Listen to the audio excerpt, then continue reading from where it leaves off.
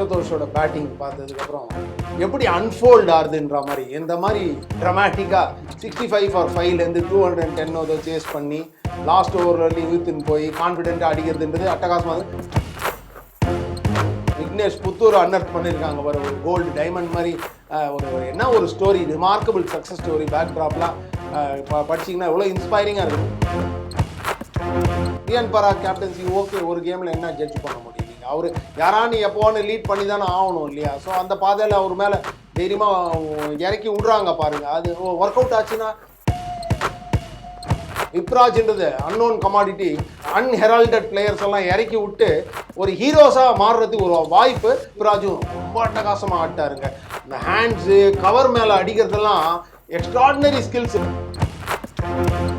இப்போ ஆல்மோஸ்ட் எல்லாருமே ஒவ்வொரு மேட்ச் விளையாட்டாங்க. எந்த டீம் வந்து ரொம்ப டஃபஸ்ட் டீமாக உங்களுக்கு? டஃபஸ்ட்னா அஃப்கோர்ஸ் எப்படி சென்னையை தாண்டி எங்கே நம்ம பார்க்குறது? ஏன்னா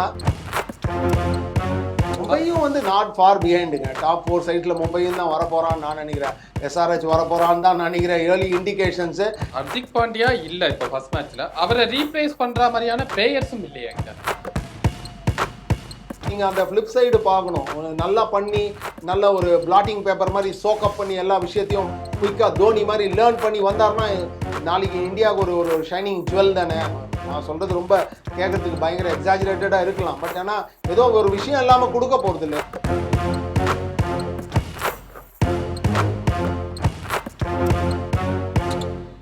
கிரிக்கெட் ஒல்லி நேயர்களுக்கு வணக்கம். IPL 2025 ரொம்ப பரபரப்பாக போயிட்டுருக்கு. சில மேட்சஸ் எதிர்பார்த்த மாதிரி சில டைம் வின் பண்ணிட்டாங்க. சில மேட்சஸ் பார்த்தீங்கன்னா கடைசி பால் வரைக்கும் அந்த எட்ஜ் ஆஃப் த சீட்டில் உட்காந்து பார்க்குற மாதிரியான மேட்சஸும் அமைச்சிருக்கு. ஸோ இதெல்லாம் பற்றி ஓவராலாக நம்ம கிட்ட பேசுறதுக்காக நம்ம கூட இன்னைக்கு கிரிக்கெட் அனலிஸ்ட் பட்டாபிராமன் சார் இருக்கார், அவர்கிட்ட பேசுகிறோம். சார் வணக்கம் சார். வணக்கம் ஈஸ்வர். ஆல்மோஸ்ட் எல்லா டீமும் விளையாட்டாங்க. இன்னும் ஒரு டீம் மட்டும்தான் விளையாடுற மாதிரி இருக்குது. அதாவது ஒரு டீம்னா ஒரு பேர் மட்டும்தான் விளையாடுற மாதிரி இருக்குது. இது வரைக்கும் பார்த்த மேட்ச்லேயே நீங்கள் ரசித்து பார்த்த மேட்ச்ல நேற்றுக்கு சாயந்தரம் மேட்ச் தான் சொன்னோம். அதுவும் அஷுதோஷோட பேட்டிங் பார்த்ததுக்கப்புறம் யங் ஆஸ்பிரன்ஸ்லாம் இருக்காங்க பாருங்களேன். ஜென்ரல் நமக்கு அஃப்கோர்ஸ் நிறைய வருஷமாக பார்க்குறோம், ரசித்தோம். அந்த பல்சேட்டிங் கேம் வந்து இதுதான் வந்து இந்த கேமோட க்ளோரியஸ் நேச்சரே. பார்த்தீங்கன்னா எப்படி அன்ஃபோல்ட் ஆகுதுன்ற மாதிரி இந்த மாதிரி ட்ரமாட்டிக்காக 65 ஃபார் 5லேருந்து 210 சேஸ் பண்ணி லாஸ்ட் ஓவர் வரலையும் இழுத்துன்னு போய் கான்ஃபிடென்ட்டாக அடிக்கிறதுன்றது அட்டகாசமாக. நான் சொன்னேன் சின்ன பசங்களுக்குலாம் அந்த மாதிரி கேம் பார்த்ததுக்கப்புறம் நைட்டு 11-11:30 மணிக்கு அப்புறம் பார்த்தா ஒரு ஹோப் கொடுக்குறது பார்த்தீங்களா ஸ்போர்ட்டு. அந்த மேட்ச்ல ஃபர்ஸ்ட் ஹாஃப்ல வந்து பூரன் ரொம்ப பேசப்பட்டாரு. பூரன் 30 பால்ல 70 ரன் அடிச்சாரு, ஒரு ஓவர்ல 28 ரன் அடிச்சாரு. கரெக்ட். டாக் ஆஃப் த டவுனா அவர் தான் இருந்தாரு. அப்படியே எல்லா கிரெடிட்டையும் அஷுதோஷ் எடுத்துருப்பேன். கண்டிப்பாக அஃப்கோர்ஸ் அது ஒரு நேரவா பார்த்தீங்கன்னா கிரெடிட் எல்லாத்தையும் எடுத்துன்னு போயிட்டான்னு யாரோ ஒருத்தர் அட்ஜுடிகேட் பண்ணணும். மேன் ஆஃப் த மேட்ச் ஜென்ரலாக வின்னிங் காஸ்ட்ல இருக்கிறவங்க கொடுப்பாங்க. அதுக்கு அப்பாற்பட்டு மிச்சல் மார்ஸோட இன்னிங்ஸ் என்ன, அவர் என்ன அட்டகாசமாக ஆடினார். அவரும் ஒரு பேட்ஸ்மேனாக ஆடிட்டு இருக்காரு. பிரித்து மேய்ஞ்சாங்க. பட் அவன் கியூரேட்டரோ இந்த மாதிரி அட்டகாசமான பிரிச்சர் ப்ரிப்பேர் பண்ணதுக்கு ஒரு பெரிய தேங்க்ஸ் சொல்லிடணும். அதுக்கு அப்பாற்பட்டு ஜென்ரலாக வைசாக்கில் நம்ம பார்த்துருவோம் வருஷக்கணக்காக. எனக்கு ரிமெம்பர் 13ல நினைக்கிறேன் ரோஹித் சர்மாவும் விராட் கோலி இதே சர்ஃபேஸில் கிழிச்சிடுவாங்க. ஆஸ்திரேலியாவோட 2 பேர் 100 அடிப்பாங்க. நான் சொன்னது 12 வருஷம் முன்னாடி 2 பேருமே யங் அண்ட் எமர்ஜிங் ஒன் டேல. ஸோ அந்த மாதிரி ஒரு ட்ராக் ரெக்கார்ட் இருக்குது அந்த மாதிரி சர்ஃபேஸ்க்கு. பட் ஹேவிங் செட் தட் நேத்தி கேம் அஷுதோஷம் அதுவும் விப்ராஜ்ன்றது அன்னோன் கமாடிட்டி போலிங்கில் சுமாராக போட்டார். தவிர பாருங்கள் இந்த ஸ்கவுட்ஸு எல்லாம் வந்து இந்த மாதிரி அன்ஹெரால்டட் பிளேயர்ஸ் எல்லாம் இறக்கி விட்டு ஒரு ஹீரோஸாக மாறுறதுக்கு ஒரு வாய்ப்பு. முக்கியமான விஷயம் என்ன ஸ்கில் செட்ஸாக டெல்லி பிரீமியர் லீகாக இருக்கட்டும் அங்கேயும் இங்கேயும் ஆடிட்டு வராங்க. பிளேயர்ஸ் வந்து இந்த லெவல் வந்ததுக்கப்புறம் அதை எம்ப்ரேஸ் பண்ணின்னு நெக்ஸ்ட் லெவல் எடுத்துன்னு போகிறது அட்டகாசமாக வந்து. நேற்றுக்கு அஷுதோஷ் இன்டர்வியூவில் கூட சொன்னார், போன வருஷம் நான் நிறைய கேம் பக்கத்தில் வந்துட்டு ஃபால்டர் ஆகிருக்கேன். ஸோ அதுலேருந்து பாடத்தை கற்றுன ஃபெயில் ஆனால் கூட அதுக்கப்புறப்பட்டு சஷாங்க் சிங்கும் மறக்கக்கூடாது. லாஸ்ட் இயர் 2 பேரும் ரொம்ப பிளேஸ் பண்ணாங்க. பஞ்சாபோட ஒரு மாதிரி புவர் கேம்பெயினில் அவங்க 2 பேரும் ஒரு மாதிரி பிரசித்தமாக தெரிஞ்சுது, அந்த ஸ்பார்க்கிள் தெரிஞ்சுது.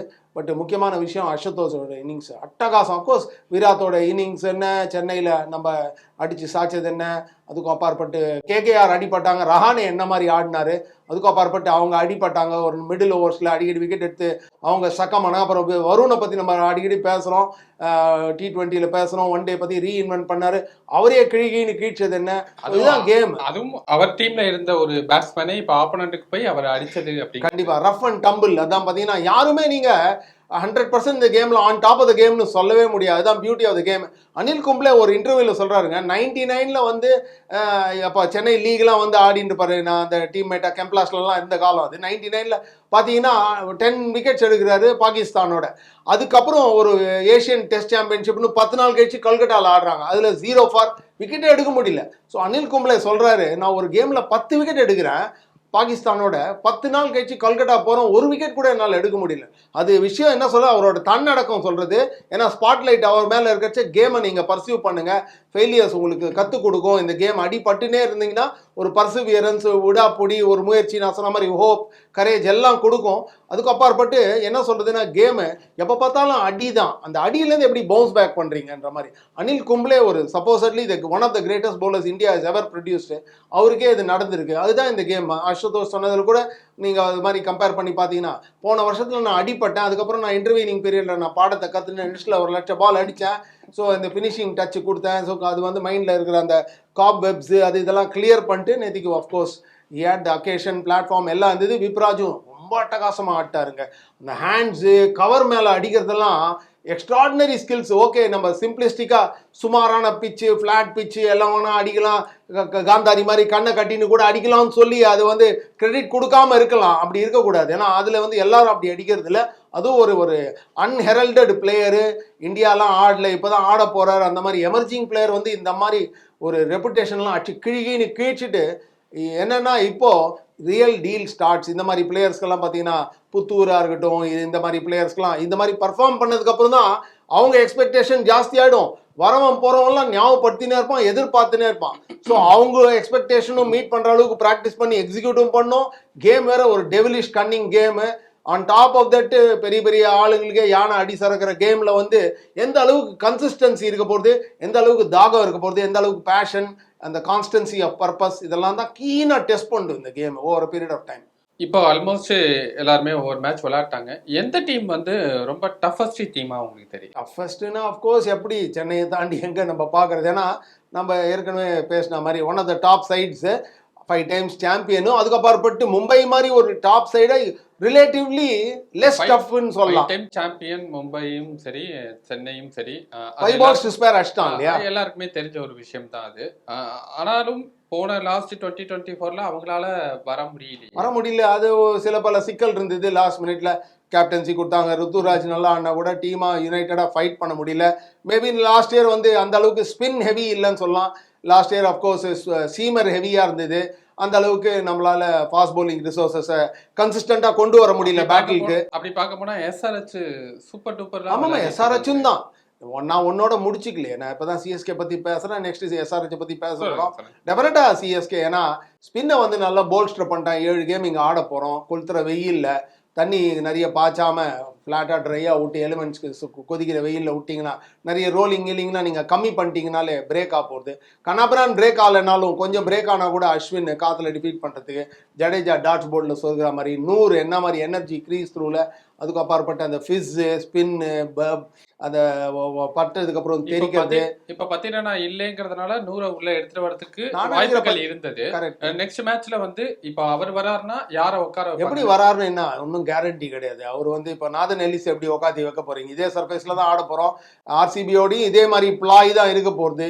இதே நம்ம போய் பெங்களூர்லான்னா வேணால் நீங்கள் சொல்கிற மாதிரி நடக்கலாம். ஏன்னா பெங்களூர் வந்து ஒரு மொழிக்கு வச்ச ஒரு கட்டாந்துறை, சென்னையோட சின்ன சர்ஃபேஸு, 6ஆக பறக்கும், ஸ்பின்னர் போட்டால் டேஞ்சரு, ஃபாஸ்ட் பவுலர்ஸ்ன்றவங்க வேணால் நீங்கள் சொன்ன மாதிரி இன்னொரு சீமரை வேணால் இறக்கி விடலாம், தவிர ஒரு ஸ்பின்னரை கட் பண்ணி.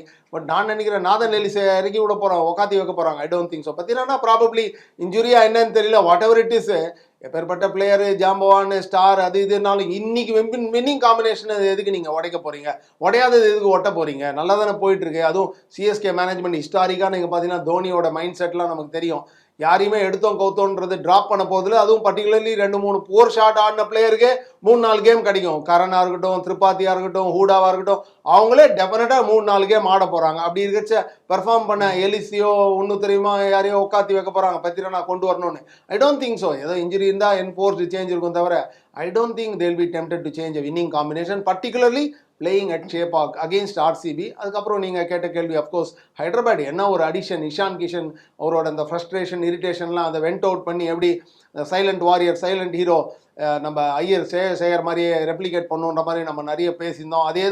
அதே மாதிரி அட்டகாசமான பிச்சு அப்கோர்ஸ் அதே திருப்பி திருப்பி சொல்கிற மாதிரி அவரோட இன்னிங்ஸ் குவாலிட்டியை நெகேட் பண்ணாத மாதிரி என்ன மாதிரி அட்டகாசமான இன்னிங்ஸுக்கு அதுவும் அந்த அந்த அந்த அந்த ஜெர்சியை போட்டுன்னு அந்த அந்த பிராண்டை வந்து அப்படியே எம்ப்ரேஸ் பண்ணிட்டு கட்டிண்டு உருண்டாருன்ற மாதிரி இருந்தது. அட்டகாசமாக ஆடினார். Hyderabad is a side to பீட்டுங்க. ஏன்னா டாப் 4-5 ஆப்பனண்ட்டை பாம் பண்ணுற மாதிரி அதுக்கு அப்பாற்பட்டு அந்த டிவிஷன் ரொம்ப பேஃப்லிங் டிவிஷன் தான். ஏன்னா இதுக்கு முன்னாடி வரைக்கும் நம்ம பேசுனது எல்லாமே பார்த்தீங்கன்னா ஆன் பேப்பரில் அவங்க எடுத்த டீமை வச்சு நம்ம பேசியிருக்கோம். அதுக்கப்புறம் பர்ஃபார்மன்ஸை வச்சு தான் நம்ம வந்து டீம் எந்த அளவுக்கு ஸ்ட்ராங்காக இருக்காங்க அப்படிங்கிற ஒரு முடிவுக்கு வர முடியும். இப்போ எல்லா மேட்சுமே எல்லாருமே விளையாட்டாங்க. உங்கள் சைட்லேருந்து இப்போ நீங்கள் வந்து சென்னை ஃபர்ஸ்டே எடுத்திருக்கீங்க, அடுத்ததா நீங்கள் எஸ்ஆர்ஹெச்சை சொல்கிறீங்க. ஆமாம், மும்பையும் வந்து நாட் ஃபார் பிஹைண்டுங்க. டாப் 4 சைட்டில் மும்பையும் தான் வரப்போகிறான்னு நான் நினைக்கிறேன். எஸ்ஆர்ஹெச் வரப்போகிறான்னு தான் நினைக்கிறேன். ஏர்லி இண்டிகேஷன்ஸு யாருமே எதுவுமே சொல்ல முடியாது. நீங்கள் 6-7 வாரம் கழிச்சு என்னை கூப்பிட்டு உட்காந்து வச்சு என்னை மானத்தை வாங்குற மாதிரி வரலன்னா சொல்லி ஞாபகப்படுத்த தான் போகிறீங்க. உங்களுக்கு ஒன்றும் அம்னீஷியா கிடையாது, டெஃபினெட்லி ஞாபகப்படுத்த போகிறீங்க. But having set that on paper போகிற போக்கு பார்த்தீங்கன்னா இன்ஜுரி இல்லாமல் இருந்து பார்த்தீங்கன்னா சிஎஸ்கேவோ எஸ்ஆர்ஹெச்சோ மும்பையும் டெஃபினட்டா. ஏன்னா பும்ரா 3-4 கேம் உட்காந்ததுக்கு அப்புறம் வரப்போறாரு. இவரு நம்ம ஹர்திக் பாண்டியா வரப்போறாரு. இப்ப ஹர்திக் பாண்டியா இல்ல இப்ப ஃபர்ஸ்ட் மேட்ச்ல அவரை ரீப்ளேஸ் பண்ற மாதிரியான பிளேயர்ஸும் இல்லையா?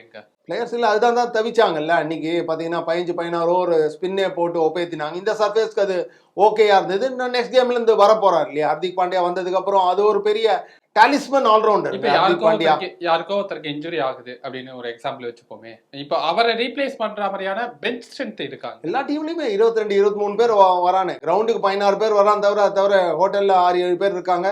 ஜென்ரலா ஒரு ஒரு ஒரு ஒரு கேவல் கேடு மாதிரி 22-23 பேர் சைன் பண்ணி வச்சிருக்காங்க. எல்லா ஒரு லெஃப்ட் ஆமர் இல்லைன்னா இன்னொரு லெஃப்ட் ஆமர் வச்சிருக்கான், ஒரு மிஸ்ட்ரி இல்லைன்னா இன்னொரு மிஸ்ட்ரி வச்சிருக்கான், ஒரு லெஃப்ட் ஹேண்ட் ஓபனர் இல்லைன்னா இன்னொரு லெஃப்ட் ஹேண்டர் வச்சிருக்கான். சரி, இந்த மாதிரி சென்னையை பொறுத்த வரைக்கும் ஓப்பனிங்ல ரச்சின் இருக்காரு. அவரை ரீப்ளேஸ் பண்ற மாதிரியான ஒரு பேட்ஸ்மேனா டெவன் கான்வே. கரெக்டா சொன்னீங்க. ஆமா, இப்போ விஜய் சங்கர் இருக்காரு, தீபக் கூடா இருக்காரு. தீபக் கூடா இல்ல அப்படின்னா அவர் ரீப்ளேஸ் பண்ற மாதிரி விஜய் சங்கர் இருக்காரு. அதே ஆண்ட்ரே சித்தார்த் வேற இருக்காரு இல்லையா. விஜய் சங்கர் இல்லைன்னா ஒரு மாதிரி அன்ஹெரல்டடா இளங்கன்றுன்ற மாதிரி ஆண்ட்ரே சித்தார்த்து கூட இறக்கி விடலாம். இப்ப திலக் வர்மா இல்ல, அவருக்கு ரீப்ளேஸ்மெண்டா யாரு? எனக்கு டக்குன்னு தெரியல. 23 பேர் 10 டீம்ல நீங்க இது குவிஸ் கான்டெஸ்ட் மாதிரி கண்டக்ட் பண்ணீங்கன்னா எனக்கு மார்க் கிடைக்காது. பட் 23 பிளேயர்ல யாரா டெஃபினட்டா இருக்க போறான். திலக் வர்மாவும் இதே மாதிரி தானே 2-3 வருஷம் முன்னாடி இறக்கி விட்டு பிளாசம் ஆகி ஃபிளரிஷ் ஆகி இன்னைக்கு இந்தியாவுக்கே 100 அடிச்சுட்டு அட்டகாசமா பிரசித்தமா இருக்காரு. ஸோ மும்பையும் ஒன் ஆஃப் த டாப் சைட்ஸுங்க, அதை பத்தி சந்தேகமே கிடையாது. என்ன நம்ம மாதிரி ஒரு ஜாம்பவான் சைட்டை ஸ்டம்பிள் பண்ணிட்டான் தவிர Mumbai is a top side. Punjab is also not a bad side. டெல்லியோட நதி ஃபினாமினல் கம்பேக்கு. ஒரு புதுசாக பர்சனல் எல்லாம் கோச்சிங் அவன் எல்லாரையும் மாற்றி விட்டு ஒரு நியூ செட் ஆஃப் பீப்புளை சைன் பண்ணி வச்சுருக்காங்க. இவங்களும் ஒன்றும் நாட் டூ ஃபார் பிஹைண்ட் நினைக்கிறேன். Lucknow also they had their moments. Maybe கொஞ்சம் இங்கேயும் அங்கேயும் கொஞ்சம் அசந்துட்டாங்கன்னு நினைக்கிறேன். மேபி 20 ரன் 30 ரன் இது எக்ஸ்ட்ரா அடிச்சிருந்தா பரவாயில்லன்ற மாதிரி ஹைண்ட் சைட்ல தோணி இருக்கும். 1 or 2 கீ பிளேயர்ஸ் வைட்டல் மூமெண்ட்ஸ்ல சரியா பர்ஃபார்ம் பண்ணாங்க. மும்பை இந்தியன்ஸோட ஸ்குவாட படிச்சிடுறேன். யாராவது ரீப்ளேஸ் பிளேயர் இருக்காங்களா? அதே கேலிபர் பெடிகிரியில இருக்க மாட்டாருங்க. ஏன்னா திலக் வர்மா இந்த மாதிரி பிளேயர் குவாலிட்டியா வந்து மார்ஃபை ஜெயண்ட் மாதிரி ஆயிட்டாரு இன்னைக்கு ரெகுலரா. இன்ஜூரின்றது வில் கிராஸ் த பிரிட்ஜ் நீ கம் டு இட்ன்ற மாதிரி தான் இருக்கும். தவிர ரெடிமேடா ஒரு லெஃப்ட் ஆர்ம் சீமருக்கு இன்னொரு லெஃப்ட் ஆர்மர்ன்ற மாதிரி டக்குன்னு யாராவது ஒருத்தர் இருப்பாங்க, இறக்கி விடுவாங்க. இப்போ நேதி விப்ராஜ் யாராவது கேள்விப்பட்டுவான், நிகாம் விப்ராஜ். அங்கே டெல்லி ஸ்கவுட்ஸில் அங்கே இங்கே லோக்கல் ஏரியாவில் டெல்லி கிரிக்கெட்டர் க்ளோஸாக பார்த்தவனுக்கு தெரியும். இப்போ ஆண்ட்ரே சித்தார்த்தை பற்றி சென்னை சர்க்கிள்ஸில் தெரியும், ஏன்னா நல்லா ஆடுறார் ரஞ்சி டிராஃபின்னு. இந்தியா மாதிரி ஒரு கண்ட்ரியில் 35 ரஞ்சி டிராஃபி 38 டீம் இருக்கிற இடத்துல ஆண்ட்ரே சித்தார்த்தை பற்றி என்ன தெரியும்? ரொம்ப கிரிக்கெட் பைத்தியமாக ட்ராஜிக்காக இருக்கிறவனுக்கு தெரியும். தவிர எல்லாருக்குமே எல்லா ஸ்குவாடையும் அப்பப்போ மனப்பாடமாக சொல்லின்னு பேக்லேருந்து ஃப்ரண்ட்லேருந்து பேக்கு சொல்கிற மாதிரிலாம் யாருக்கும் அந்த மாதிரிலாம் ரெசிடேஷன் மாதிரிலாம் தெரியாது. But having set that team மேனேஜ்மெண்ட்டுக்கு தெரியும். அதுதான் மெயின் விஷயம். அவங்க வந்து ஒரு இவ்வளோ வருஷமாக டீமை ரன் பண்ணியிருக்கான், 5 டைம் சாம்பியன். தேவோட கவர்ட் ஆல் வே. அதுக்கப்புறப்பட்டு இந்தியன் கிரிக்கெட் என்ன மாதிரி ஸ்கவுட் ஒர்க் பண்ணி பாண்டியா என்ன, பும்ரா என்ன, திலக் என்ன, நேற்றுக்கு அந்த விக்னேஷ் புத்தூர் அன்னர்த் பண்ணியிருக்காங்க. ஒரு கோல்டு டைமண்ட் மாதிரி ஒரு என்ன ஒரு story, remarkable success story. Back ட்ராப்லாம் படிச்சிங்கன்னா எவ்வளோ இன்ஸ்பைரிங்காக இருக்குது. நான் முதல்ல சொன்ன பாயிண்ட் தான். ஸ்போர்ட் பார்த்தீங்கன்னா எல்லாருக்குமே ஒரு ஹோப், ஒரு கரேஜ் கொடுக்குது பாருங்கள்.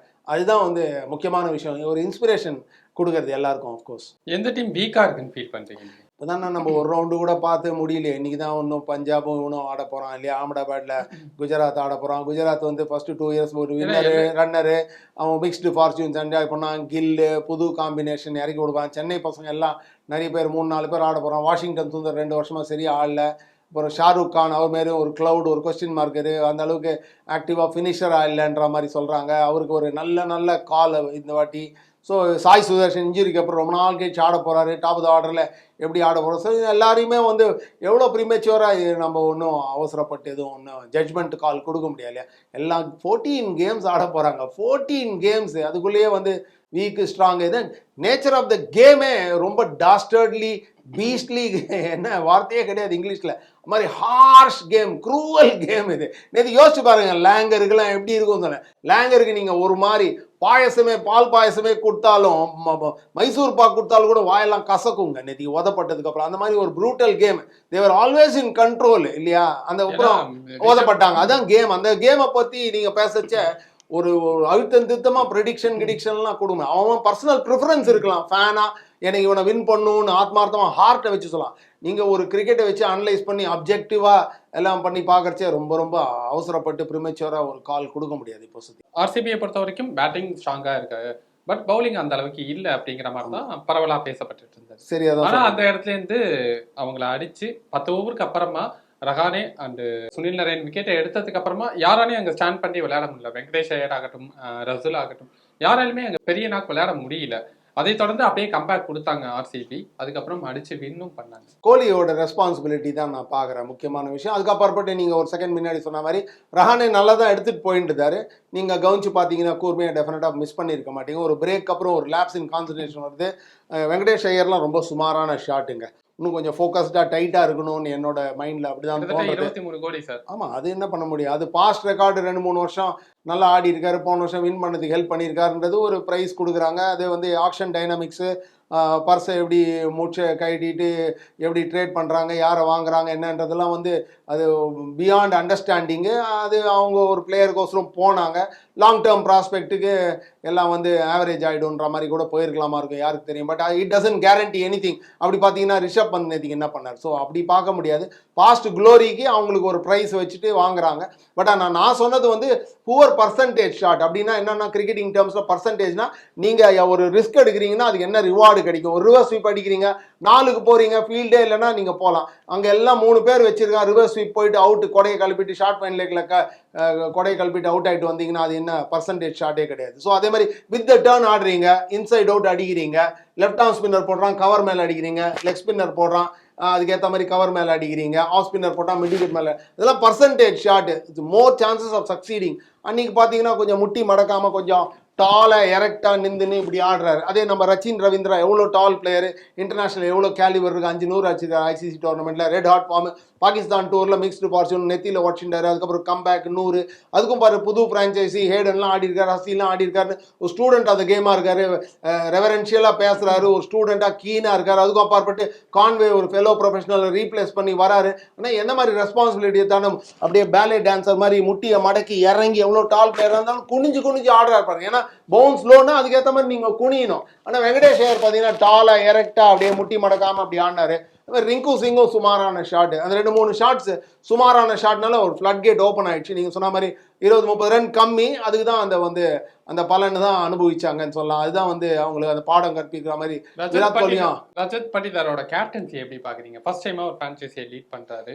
யாருமே எதிர்பார்க்கல அவருக்கு கேப்டன்சியை கொடுத்தாங்க. பவுலிங் ரொட்டேஷன் ஆகட்டும், Krunal Pandya first starting power பிளேயே கொடுத்துட்டு அதுக்கப்புறம் அகைன் சரியா சொன்னீங்க. அதான் அந்த ரொட்டேஷன் ஆஃப் போலர்ஸ் ரொம்ப இம்பார்ட்டன்ட். நீங்கள் பார்த்தீங்கன்னா ஒரு போலரை ஒரு ஹஞ்ச் மாதிரி ஒரு கட் இன்ஸ்டிங் இருக்கும், உங்களுக்கு தோணும் ஒரு போலருக்கு ஒரு எக்ஸ்ட்ரா ஓவர் கொடுக்கணும். அதே மாதிரி நீங்கள் சொல்ல மாதிரி பவர் பிளேக்குள்ளே தைரியமாக வரும்னு இறக்குனார் அன்றைக்கி. அது ஒர்க் அவுட் ஆகல. சில பேர் இறக்குவாங்க, ஒர்க் அவுட் ஆகும். நீங்கள் சொன்ன குர்னால் பாண்டியா இறக்கி விட்டார், ஆக்யூரேட்டாக போடுறாரு. ரவீந்திர ஜடேஜா, அக்ஷர் பட்டேல் மாதிரி விக்கெட் போடுறாரு. எக்ஸ்பீரியன்ஸ் இருக்குது. 16-17 மும்பைக்கு ஆடிட்டு இருக்காரு. அந்த எக்ஸ்பீரியன்ஸ்னால தான் அந்த மாதிரி அவர் எடுத்திருக்காங்க. அவரும் வந்து டெலிவர் பண்ணார். சொன்ன மாதிரி இந்த கேப்டன்சி கால்லாம் வந்து பார்த்தீங்கன்னா டக்குன்னு எடுக்கணும். அந்த சமயத்தில் எடுக்கிற மாதிரி அந்த டீம்மேட்டோ போலரும் அவனும் ஈ must also rice to the occasion. எல்லாம் சிங்காக ஒரு மாதிரி சிங்க்ராசிட்டின்ற மாதிரி இருக்கணும். அது ஒர்க் அவுட் ஆச்சுன்ற மாதிரி சொல்றேன். ரியன் பராகோட கேப்டன்சியை நம்மளால பார்க்க முடிஞ்சு. கொஞ்சம் ப்ரெஷர்ல தான் இருந்தாரு. பவுலிங் ரொட்டேஷன்லாம் பார்த்தா அந்த அளவுக்கு அக்யூரேட்டா இல்ல. ரியன் பராக் பார்த்தீங்கன்னா முதல்ல அந்த choice of selection of winning the toss என்ன பண்ணதே அது ஒரு மாதிரி கன்ஃபியூஷனாக இருந்ததுங்க. யாருமே ஹைதராபாத் மாதிரி சர்ஃபேஸில் ஹைதராபாத்துக்கு ஃபஸ்ட்டு பேட்டிங் கொடுக்க மாட்டாங்க. பர்டிகுலர்லி ஹைதராபாத் சேசிங்கில் ஸ்டம்பிள் ஆகிறாங்கன்னு தெரிஞ்சதுக்கப்புறம் ஹைதராபாத்துக்கு கொடுக்க மாட்டாங்க. அதுக்கும் அப்பாற்பட்டு வெயில் கொளுத்துற ஆஃப்டர்நூன் கேமில் போயிட்டு ரன்ஸ் ஆன் த போர்டு போட்டு தானே வேற மாதிரி கூட இருந்திருக்கலாம். பட் இதுதான் பியூட்டி ஆஃப் ஸ்போர்ட். 22 கேரக்டர்ஸ் இருக்காங்க. ஒவ்வொருத்தரும் ஒரு மாதிரி அந்த ஆர்ட் அண்ட் கிராஃப்ட் ஆஃப் கிரிக்கெட்டை வந்து ப்ராக்டிஸ் பண்ணுறான், டிஸ்பிளே பண்ணுறான், எக்ஸிக்யூட் பண்ணுறான். ஸோ நிறைய ஸ்டைல் இருக்குது, நிறைய வெரைட்டி இருக்கிறதுனால நிறைய டாக்கிங் பாயிண்ட்ஸ் கூட இருக்குது. அன்னித் அவர் வந்து பார்த்தீங்கன்னா ஹி டிட் நாட் ஸ்டார்ட் வெல்லுன்னு நினைக்கிறேன். உள்ள திங்க் டேங்க்ல ராகுல் டிராவிட்லாம் இருக்காரு, என்னன்னு தெரியல. ஒரு ஃப்ரீடம் கொடுத்துட்டு ரியான் பராக் இன்டர்வியூன் பண்ணக்கூடாதுன்னு நினச்சாரா என்னன்னு தெரியல. பட் இவர் டாஸ்ல சாரா டீம் வி டிசைடட் அப்படின்ற மாதிரி சொன்னார். பட் என்ன டிசிஷனோ என்னவோ தெரியல. ஏன்னா ராகுல் டிராவிட் மாதிரி சர்க்கியூட்ல 25 வருஷமா இருக்காரு, எவ்வளோ பெரிய player, legend of the game. So basic elementary error மாதிரி இருந்தது. கேட்சப் கேம் மாதிரி ஆயிட்டு அடிச்சு ஹெட்டு அவன் இவன் அடின்னு அடிச்சதுக்கப்புறம் இஷான் கிஷனும் அபிஷேக் கொஞ்சம் அன்னைக்கு காஜியை விட்டாருன்னு சொல்லலாம். அவருக்கு ஒரு 100 கூட தேத்திருக்கலான்ற மாதிரி. அந்த மாதிரி ஒரு பிச்சில் போயிட்டு நீங்கள் ஆப்பனண்ட்டை இன்டெக்ட் பண்ணிட்டு அந்த மாதிரி ஒரு ஜெஜாண்டிக் டோட்டல் எங்கே சேஸ் பண்ண போகிறீங்க? ஓகே, சஞ்சு சாம்சனோட ஃபார்மை ரீகேப்சர் பண்ணார், இன்ஜுரிக்கு அப்புறம் வந்துட்டு ரீகேப்சர் பண்ணார். பவுன்சிங் பாலுக்கு சசப்டபிளாக இருந்தார், வுட்டுக்கும் ஆர்ச்சருக்கும் சஃபர் பண்ணார். 5 ஃபெயிலியருக்கு அப்புறம் ஒரு 70+ அடிச்சது கொஞ்சம் அவருக்கு ஒரு ஹார்ட் கொடுக்கும், டீம் மேனேஜ்மெண்ட்டுக்கு ஒரு ஒரு தெம்பு கொடுக்கும். தவிர ஜென்ரலி வந்து ஹைதராபாத் வந்து ஏறி மிதிச்சிட்டாங்கன்னு தான் சொல்லணும். ரியான் பராக் கேப்டன்சி ஓகே, ஒரு கேமில் என்ன ஜட்ஜ் பண்ண முடியும் நீங்கள்? அவர் யாரானு எப்போவானு லீட் பண்ணி தானே ஆகணும் இல்லையா? ஸோ அந்த பாதையில் அவர் மேலே தைரியமாக இறக்கி விட்றாங்க பாருங்க. அது ஒர்க் அவுட் ஆச்சுன்னா லாங் டேர்ம் ப்ராஸ்பெக்ட் இல்லையா? இப்போ தான் வந்து 1 or 2 இந்தியாவுக்கு ஆடி இருக்கார். அசாம் லெசர் நோன் ஸ்டேட்லேருந்து வராரு. ஸோ நீங்கள் அந்த ஃப்ளிப் சைடு பார்க்கணும். நல்லா பண்ணி நல்ல ஒரு பிளாட்டிங் பேப்பர் மாதிரி சோக்கப் பண்ணி எல்லா விஷயத்தையும் குயிக்காக தோனி மாதிரி லேர்ன் பண்ணி வந்தார்னா நாளைக்கு இந்தியாவுக்கு ஒரு ஒரு ஷைனிங் ஜுவல் தானே. நான் சொல்கிறது ரொம்ப கேட்குறதுக்கு பயங்கர எக்ஸாஜரேட்டடாக இருக்கலாம். பட் ஆனால் ஏதோ ஒரு விஷயம் இல்லாமல் கொடுக்க போகிறது இல்லை. இவரோட மெத்தட்ஸையோ ட்ரைனிங் மெத்தட்ஸையோ ஒரு டீம் மீட்டிங்கில் டிஸ்கஷனில் எப்படி பேசுகிறாரு, செயலில் படுத்துறாரா, எந்த மாதிரி சின்சியராக ஹானஸ்ட்டாக கேமுக்கு எப்படி டைம் செலவு பண்ணுறாரு, ஒழுக்கம் எல்லாத்தையும் பார்த்து அப்சர்வ் பண்ணி தான் கொடுத்துருக்க போகிறாங்க ராஜஸ்தான் மேனேஜ்மெண்ட்டு. ஓகே, அன்றைக்கி வந்து ஒரு சின்ன பழம் மாட்டிக்கினாங்க, ஹெட்டு அவங்க இந்த இஷான் கிஷன் அவங்ககிட்ட மாட்டிக்கினாங்கன்னு சொல்லலாம். ஓகே சார், இப்போ வரைக்கும் ஓரளவுக்கு எல்லா டீமும் ஒவ்வொரு மேட்ச் விளையாடி இருக்காங்க. இன்னும் நிறைய மேட்ச்கள் இருக்க போகுது. இதில் அவங்க எந்த அளவுக்கு பெர்ஃபார்மன்ஸ் பண்ணுறாங்க, அவங்க டீமை எந்த அளவுக்கு அடுத்த லெவலுக்கு எடுத்துகிட்டு போகிறாங்க அப்படிங்கிறதையும் வெயிட் பண்ணி பார்க்கலாம் சார். இவ்வளோ நேரம் உங்கள் கருத்துக்களை பகிர்ந்துக்கிறதுக்கு ரொம்ப நன்றி. நன்றி, வணக்கம்.